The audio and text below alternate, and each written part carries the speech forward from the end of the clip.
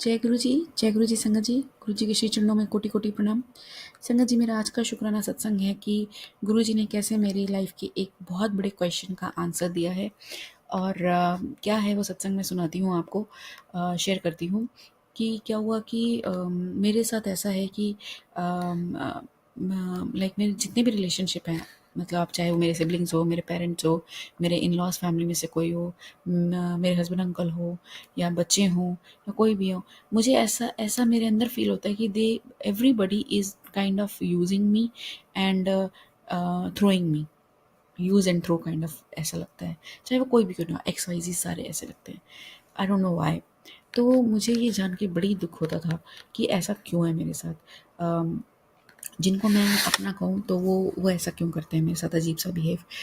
जब तक मैं उनके साथ होती तब तक they are kind of like being good with me, and then they turn their faces, like ऐसा होता है, नेगेटिव हो जाते हैं। I don't know why. तो मैं इससे बहुत दुखी रहती थी और मैं बहुत मन से सबके लिए करती थी, करती हूँ इनफैक्ट। तो तो जब मुझे वैसा नहीं मिलता बिहेवियर सामने वाले से, दूसरी पार्टी से, तो मुझे बहुत दुख लगता था। मैं ये सोच सोच के हमेशा दुखी रहती थी, रोती पिटती रहती थी। तो क्या हुआ कि मैंने जब गुरुजी ने मुझे अपने साथ जोड़ा, तो गुरुजी से मैंने यही क्वेश्चन किया और उन्हीं दिनों गुरुजी ने मुझे इस क्वेश्चन का आंसर देते हुए मेरे को एक सत्संग सुनाया भोले अंकल का। और वो तब का था जब गुरुजी अपने चोले में थे और भोले अंकल भी किसी वजह से दुखी रहते थे, और उन्होंने गुरुजी से प्रार्थना करी थी कि ऐसा क्यों है। तो वो जानना चाहते हैं रीज़न कि उनके साथ बुरा ऐसा, मतलब वट एवर द रीज़न कि why he is going through this like rough patch of in his life.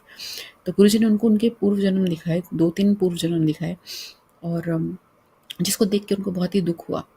और इतना दुख हुआ कि वो ये नहीं बता पाए सत्संग में कि क्या था वो, मतलब वो ऐसा क्या कर्म किया था उन्होंने कि जिसके वजह से उनको ये भुगतना पड़ रहा है। बट ही सेड कि what ever he is going through is nothing as compared to the what he has done in his previous lives. So that means never go for any kind of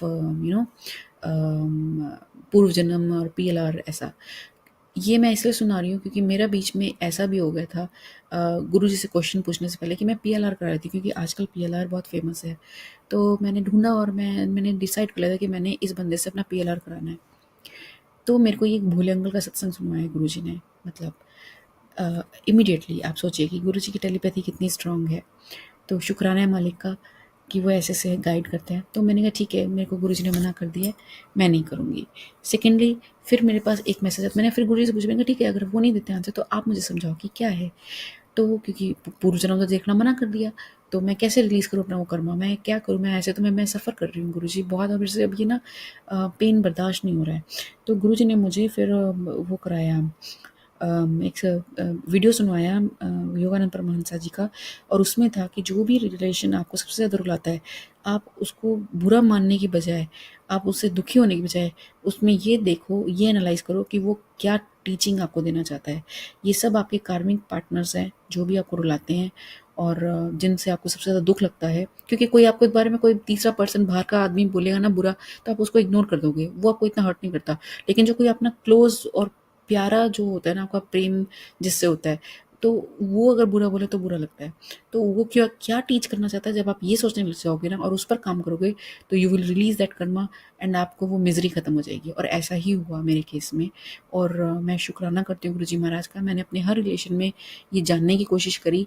और वही गुरुजी का वचन ही आया finally at the end answer में, सबको माफ़ करो और आगे बढ़ो।